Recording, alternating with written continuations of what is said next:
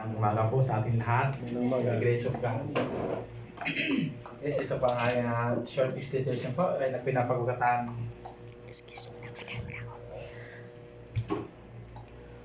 Prayer. So, ang verse po na ito ay kinuha pa po sa ito ang napili ko. So, nagkakatugtog po siya kay Sister Rona at saka kay Brother Gilbert.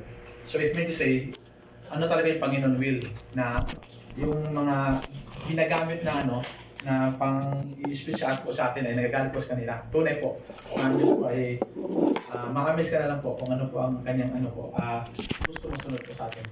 So what is prayer? So prayer, according to John Damascene or John Damascus of Jordan, prayer is the restoration of one's mind and heart of God or to the request of good things from God. So, it is referred to both East and West as a doctor of the church. Ito po si John Damascene. Siya po ang doctor po nito. So, prayer is a solemn request for help or expression of things addressed to God or another deity. So, in Oxford deity, it means God.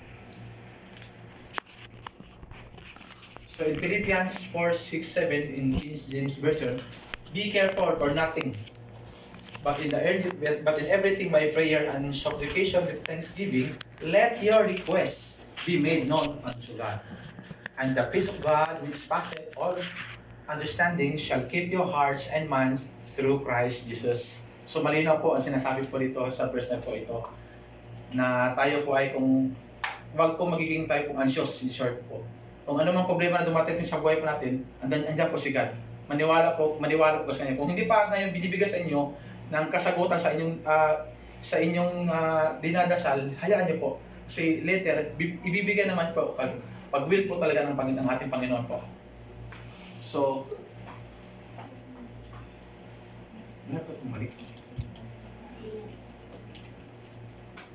in Mark 11:24, therefore I tell you, whatever you ask in prayer, believe that you have received and it will be yours. Ito nga sinasabi ko kanina. So, malinaw po.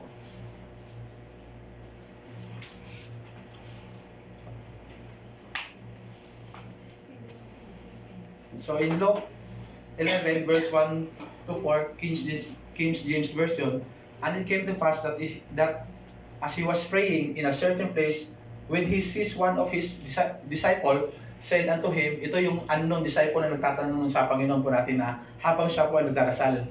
Ang sabi niya is, Lord, teach us to pray, as John also taught his disciples, and he said unto them, when ye pray, say, Our Father, which art in heaven, hallowed be thy name, thy kingdom come, thy will be done, as in earth in heaven. So, give us this day our daily bread, and forgive us our sins, for we also forgive everyone that is indebted to us, and lead us not into temptation, but deliver us in evil. So maliwanag po dito na nagsasabi sa Luke po na kung tayo po ay sa verse 1, we have to pray this as Jesus Christ said into his unknown disciple in how us to pray. So in response po ni Jesus Christ po sa kanila is, as a perfect person to instruct in the prayer, it is because the prayer is an act of worship. It must be learned from the one who is worshipped, because prayer is a communication with God. Ito pong communication natin sa Panginoon na upang tayo po ay mabigyan po tayo ng isang gabay ng ating Panginoon, at yan ay ibibigay sa atin. Yan po ngayon sa panahon po natin ngayon, even though sa noon pa is yun po ang ibibigay is a Holy Spirit, kumbaga guidance po natin na po tayo. So in verse 4, napakalinaw. The idea is unless we forgive others, God will not forgive us. And unless we come to Him, really forgiving all others, we cannot pardon. So, kailangan natin magpatawad. Kasi minsan may tao tayo na kinamuhian sa laki ng kasalanan na ginawa niya. So by the grace of God, tayo po ay i-convict po ng Holy Spirit na magpatawad. Kahit masikip mo sa loob, ngumiti ka na lang. Mapapangiti ka na lang, ba't ikaw nagawa yun? Na yan kasi ang turo ng ating Panginoon Lord Jesus Christ na kailangan mo magpatawad. Kung batuhin ka ng bato, batuhin mo tinapay. Di ba yung mga sinaunang na sa atin na batuhin ka ng tinapay? Ay, ng bato, batuhin mo rin ng tinapay. So, ang ibig sabihin nun, kumbaga, kung inusulto ka niya o kaya binawalan niya, batuhin mo ng kabutihan sa kapwa mo. Yun po ang ibig sabihin po nun. Then, dito naman po sa how Jesus wants us to pray. Ito po malinaw po. Ito po mahalaga.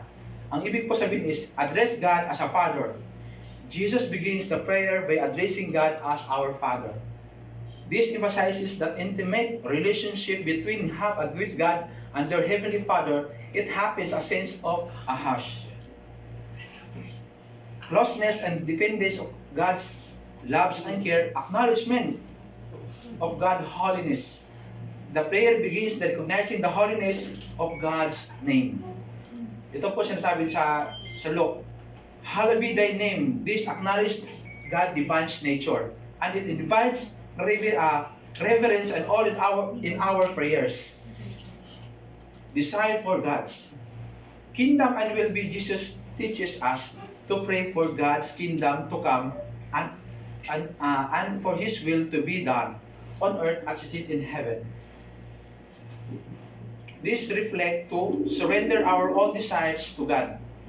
Greater plan and purpose, transfer, surrender to daily needs.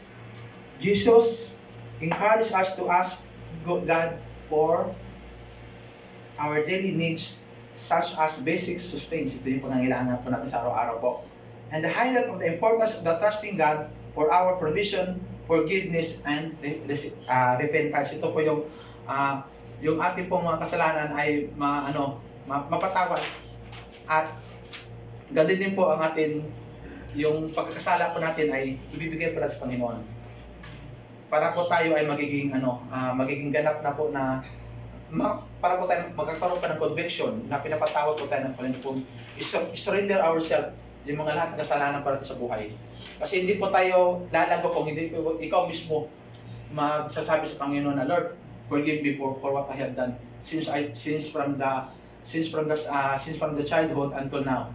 So kung hindi mo mababanggatin yon, ibig sabihin malinaw na may problema ka sa iyo. Kasi hindi mo mapatawad sarili mo eh. So wala kang direction.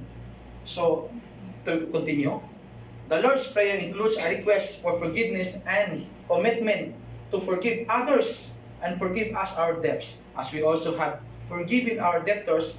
This underscores the importance of offending and forgiveness. To others, we seek God's forgiveness, protection, and from temptation. And evil, Jesus teaches us to ask for deliverance from the temptation and protection from evil forces. Lead us not into temptation, but deliver us from evil one. This is so that the reliance of God's strength to resist that temptation. So dito pa lang makikita